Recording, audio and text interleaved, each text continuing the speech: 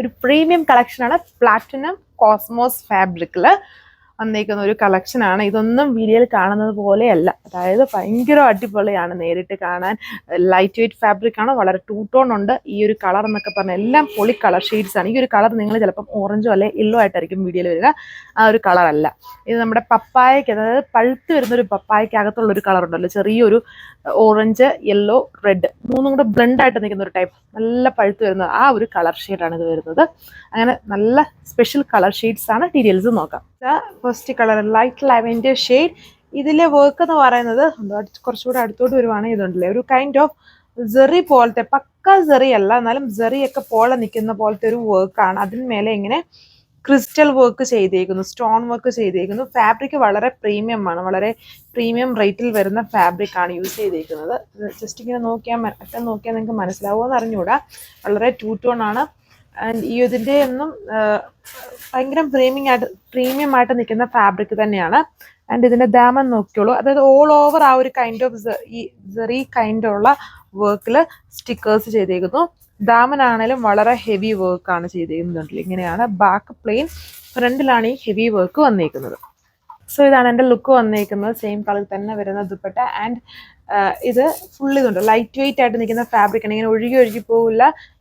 വളരെ light fabric, വളരെ premium fabric, two tone ആണ്. വളരെ ഹെവി വർക്കാണ് ചെയ്തിരിക്കുന്നത്. ബോത്ത് ബോർഡേഴ്സും ആ ഒരു type of embroidery scalloped border ആണ്. പിന്നെ ബോട്ടോ ലൈനിങ്ങും ഇതിൽ ചെയ്തിട്ടുണ്ട്. But exact same colour of top ഒരിക്കലും ബോട്ടം വരില്ല. അതായത് ടോപ്പ് ഫുള്ളി ടൂ ടോൺ ആയതുകൊണ്ട് തന്നെ ഒരു സിംഗിൾ കളറിലായിരിക്കും. ഇതിൻ്റെ ബോട്ടം നോക്കിയാൽ മനസ്സിലുണ്ട്, ഈ ഒരു കളർ ഷെയ്ഡിലായിരിക്കും ബോട്ടം വരിക. കണ്ടില്ല എന്ത് പൊളി കളറാണെന്ന് നോക്കി. ഇതെല്ലാം കൊതിയാവും. ആൻഡ് ഇതിൽ ഭയങ്കരമായിട്ട് ആൻറ്റിക്, അതായത് ടൂ ടോൺ ഫിനിഷ് വരുന്നുണ്ട്. വീഡിയോയിൽ മനസ്സിലാവുന്നില്ല. പാറ്റേൺ ഓഫ് വർക്ക് സെയിം പൊളിയായിട്ടുള്ളൊരു കളറാണെന്നറിയോ ഇത് വന്നിട്ട്. ഇത് ഈ ഒരു കളർ എന്ന് പറഞ്ഞാൽ നമ്മുടെ പപ്പായ പഴുത്ത് കഴിയുമ്പോൾ വരുന്ന ഒരു കളർ ഉണ്ടല്ലോ, അതായത് ഓറഞ്ചും അതിലൊരു ലൈറ്റ് യെല്ലോയുടെയും റെഡിൻ്റെ ബ്ലെൻഡ് ഉണ്ടല്ലോ, അകത്ത് വരുന്ന ആ ഒരു സ്പെഷ്യൽ കളർ ഷെയ്ഡാണ് ഇതിന് വന്നേക്കുന്നത്.